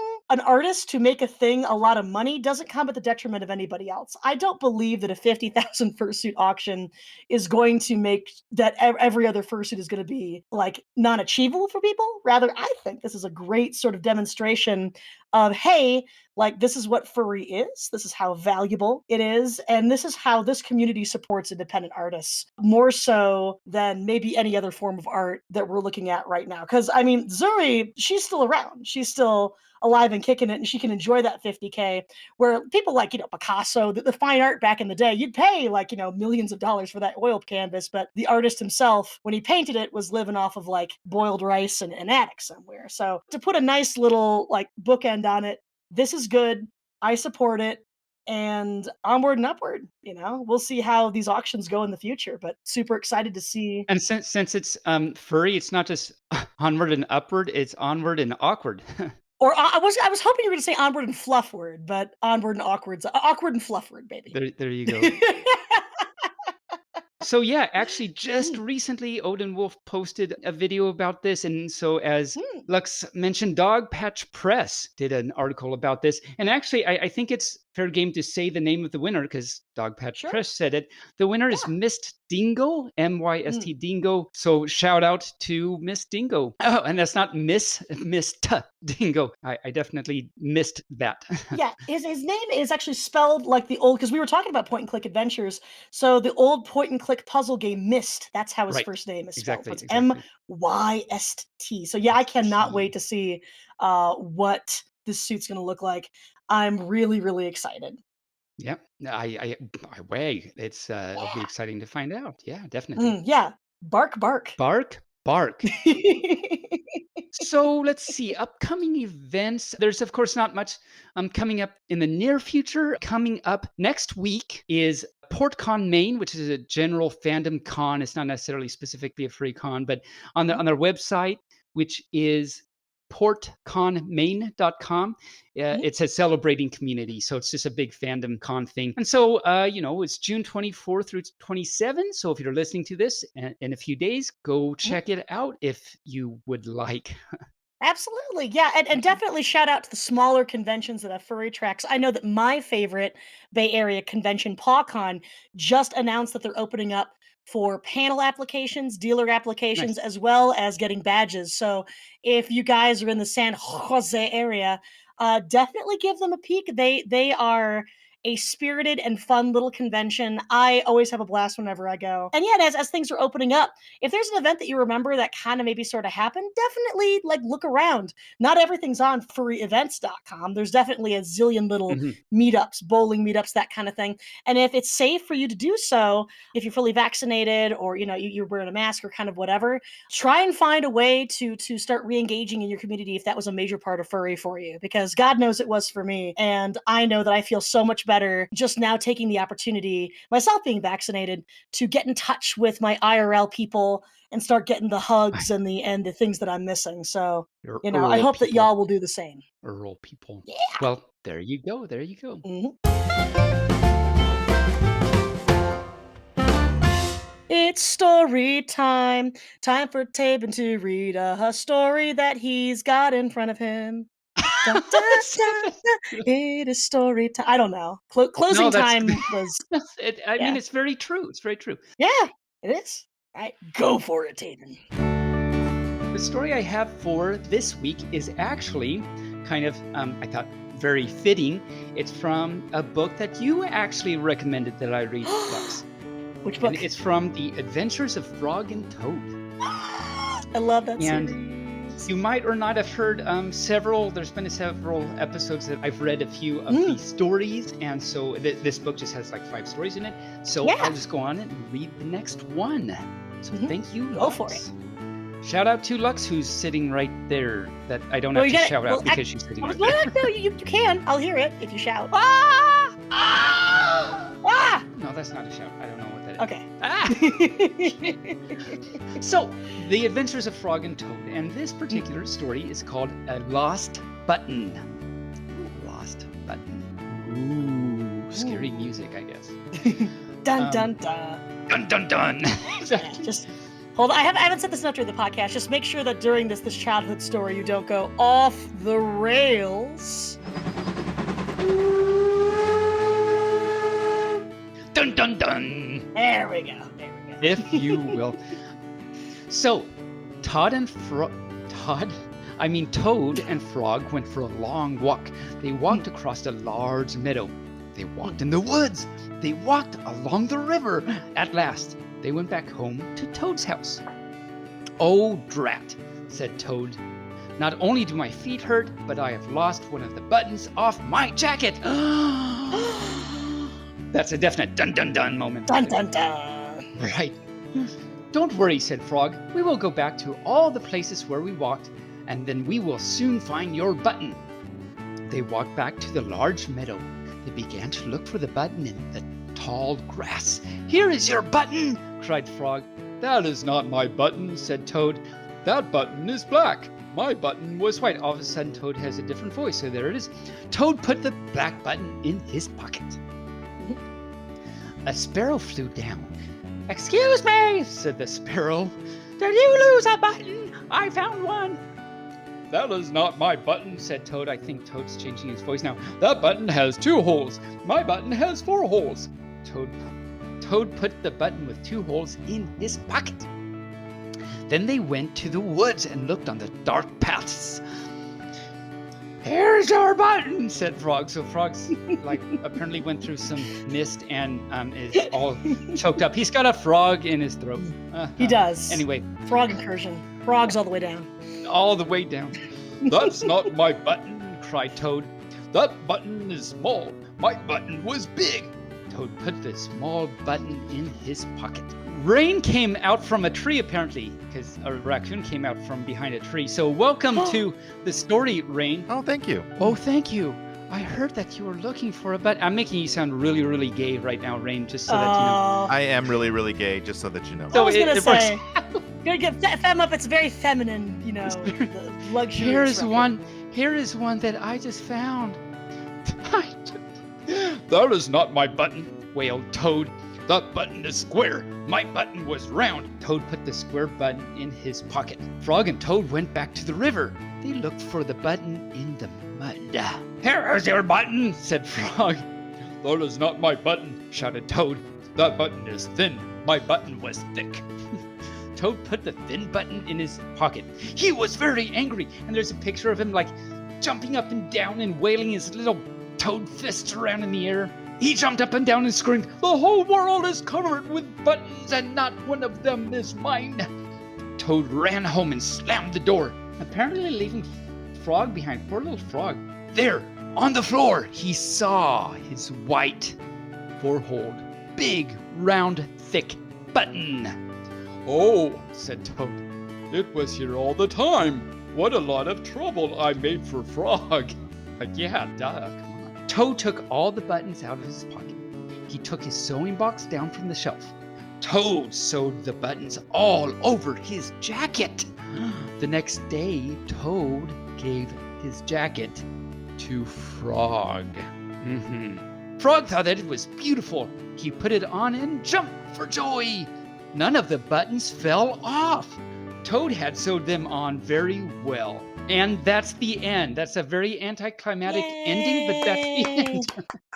I like it. Yeah, you give something you Yay. crafted to a friend. I mean, some days I'm a Toad, you know.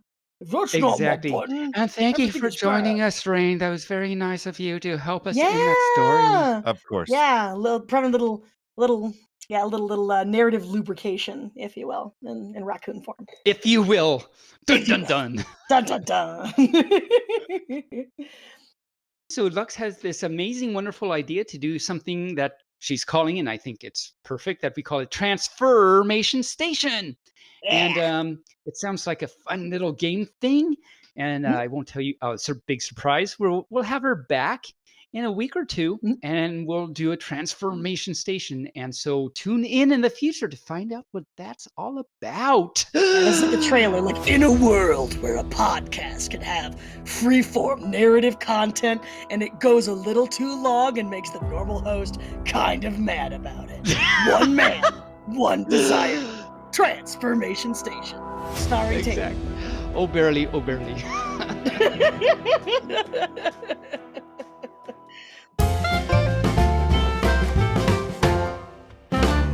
Yeah, so on that note, that brings us into our really bad jokes section. Usually what happens is so I have this book called Funny Jokes and Foxy Riddles, and I don't agree with any of that title except for the word and. And it has a whole bunch of really bad jokes in it. And I haven't read any of these beforehand. So each week or not each week, whenever we do this, I just go to the next page and read them. And I don't even know what's going to happen. And they're usually really bad. And a lot of times, sometimes, other furs have to tell us actually what the joke even means because we don't even get it. Anyway, so Bearly usually has some jokes actually pre-prepared and has actually looked at things and know that they're bad already anyway, but he says them anyway. I got my bad jokes in the chute, my dude. You do? Okay, yes, that's great. That's what I was going to ask. So you can officially Bearly eyes. Or Taebyn knows if you prefer, but also Bearly eyes. So I want to ask you a question, Lux, and I actually think you might know the answer. Sure. What is the difference between a fish and a piano? Why, Taebyn, I don't know. What is the difference between a fish and a piano? Well, you can't tune a fish.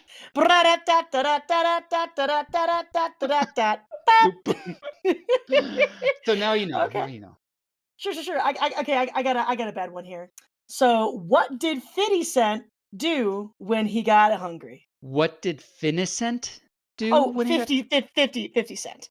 The rapper. What did 50 Cent do when he got hungry? What did 50 Cent do when he got hungry? Well, I don't know. There are so many possibilities here. What amazing things did 50 Cent do when he got hungry? 58.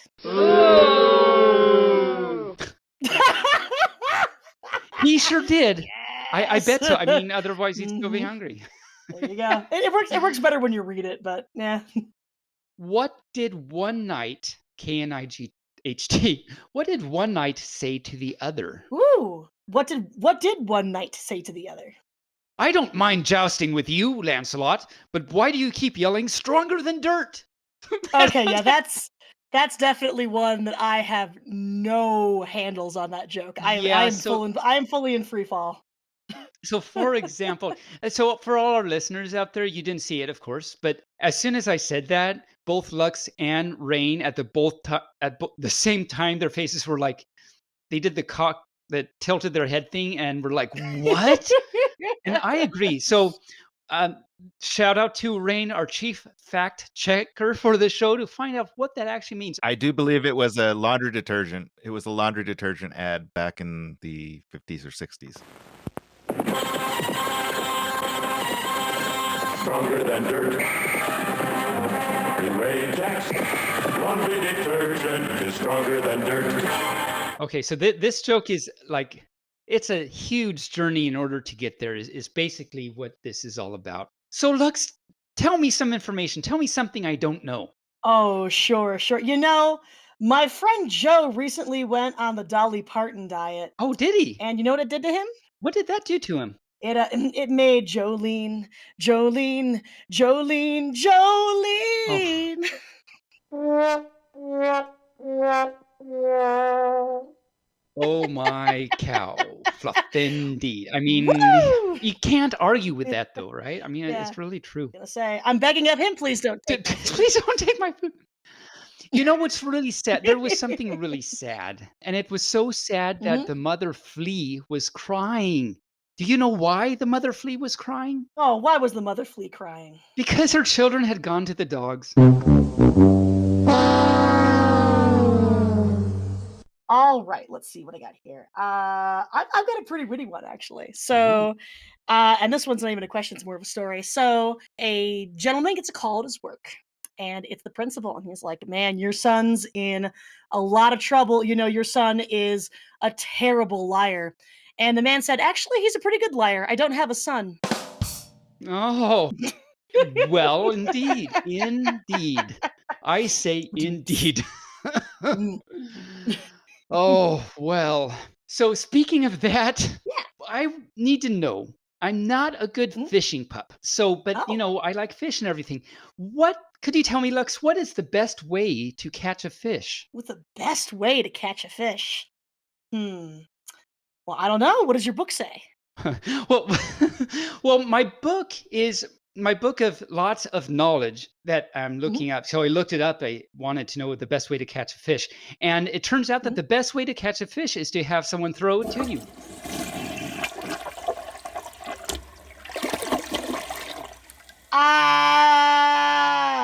Oh dear. Yeah, so like it's like that fish market in Japan, right? Where they're tossing the fish to each other. In Japan, right? Yeah. Japan, Something yeah. like that.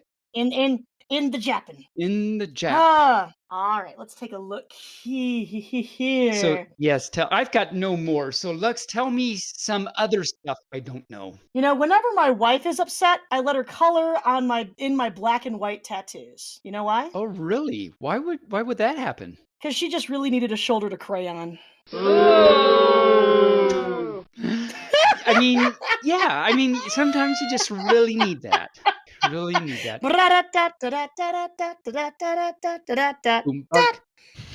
Right, there's a little cane that comes off like my camera and just And yanks and me it away. just yeah, you're Yeah. gone, you're gone. So speaking of Right. gone, that brings us to the end, which I think every fur is excited about. Finally, we're at the Oh, end. absolutely. So there it is. We made it. So how was your time as co-host been for you, Lux? Ooh, on a scale from 1 to 10 wags, I would call it a perfect 10 out of 10 wag. I'm wagging so hard that I destroyed a small city. Did you? Oh, but Mhm. it was very worth it. I mean, I feel bad for the city, but wasn't it worth Eh, it? Got the fluff I was gonna wags say. all going on. Well, It was a city full of jerks, so don't worry it about really it was it. good riddance. That make room for new fluff. Goodbye, Exactly. Jerk City. There Exactly. you go. Yeah, I had a great time. Thank you so much for having me on and guest hosting, depending on how the editing goes. Hopefully this episode sees the light of day. Either that or it'll become the lost episode. This is a of the lost Bearly episode. Furcast. The lost Right, it'll be part of episode. the deep lore. There'll be furries passing around little cassette tapes at conventions, being like, "Oh man, you never heard this one. It didn't make it on the air." But There's a little secret reason. room There is a parties. total Yeah. reason you never heard this. They're all like crowding around like the Teddy Ruxpin that they put the cassette in, and its little lips are moving, and it's like, "My name is Lux Operon," or something. I don't know. But yeah, I had fun.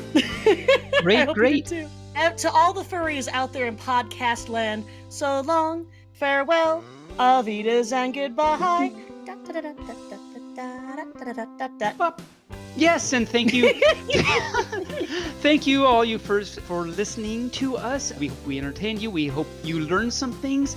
If you made it to the end, then we love you so much. We hug so tight with Aussies. That's amazing. Even if you heard the first few minutes and you're like, nope, not going to do this again. Thank you for those first few minutes. That was very nice of you.